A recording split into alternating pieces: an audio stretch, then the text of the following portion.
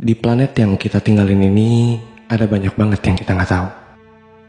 Ada banyak banget hal yang kita manusia, bahkan sampai sekarang tuh nggak tahu dari planet kita sendiri.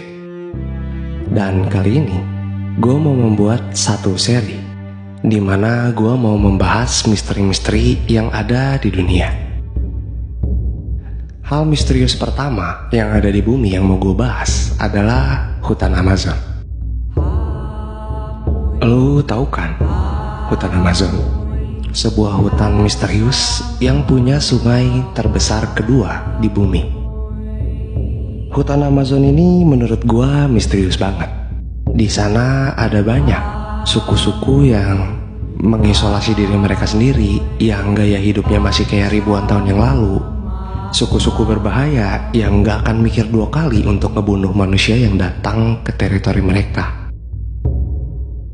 Pada tahun 1541 sampai 1542, ada seorang penjelajah Spanyol yang menjadi orang Eropa pertama yang menjelajahi sungai hutan Amazon.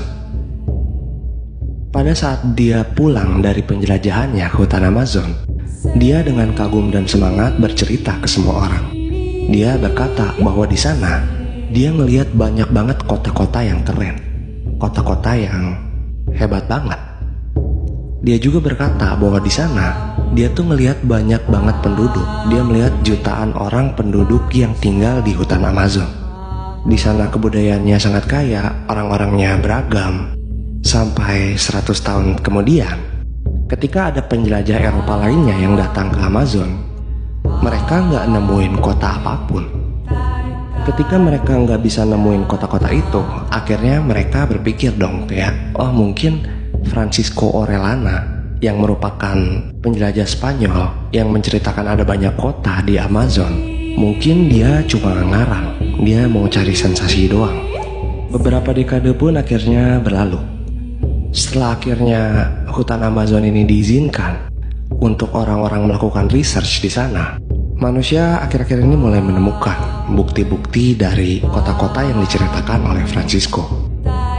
Jadi sebenarnya pada saat 1541 itu, ketika Francisco Orellana itu datang ke sana, dia itu membawa penyakit cacar yang membuat populasi di sana tuh hancur.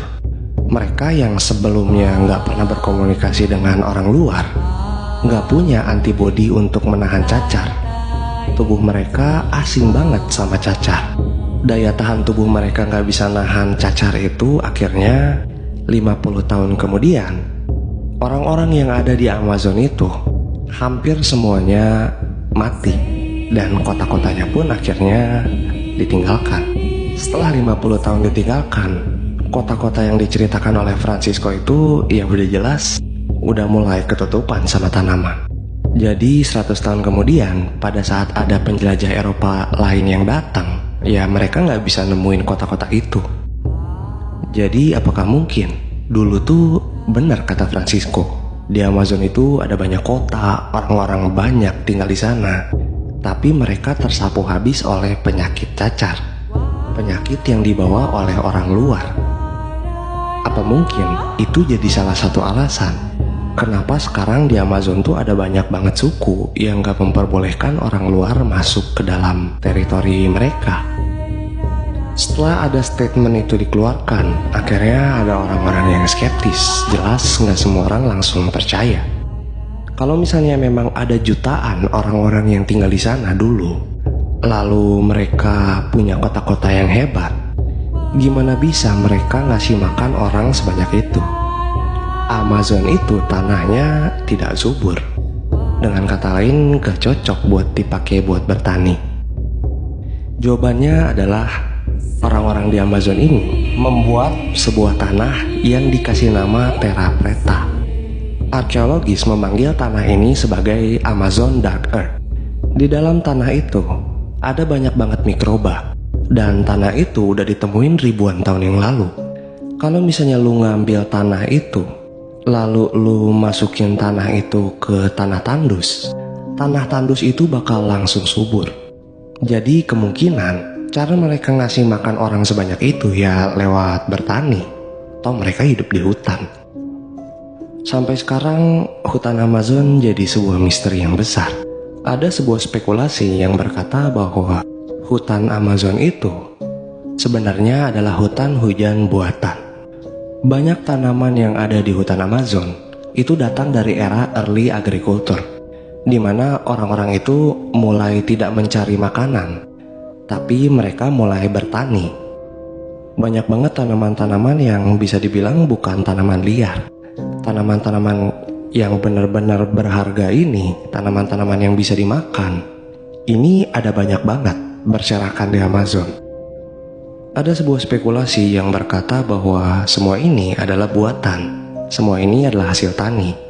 Namun setelah orang-orang yang tinggal di Amazon mati, tanaman-tanaman ini lepas kendali dan akhirnya membuat Amazon terlihat seperti sekarang. Dari semua bukti yang ada, menurut lu apa mungkin dulu itu benar di Amazon itu ada banyak banget orang yang tinggal di sana?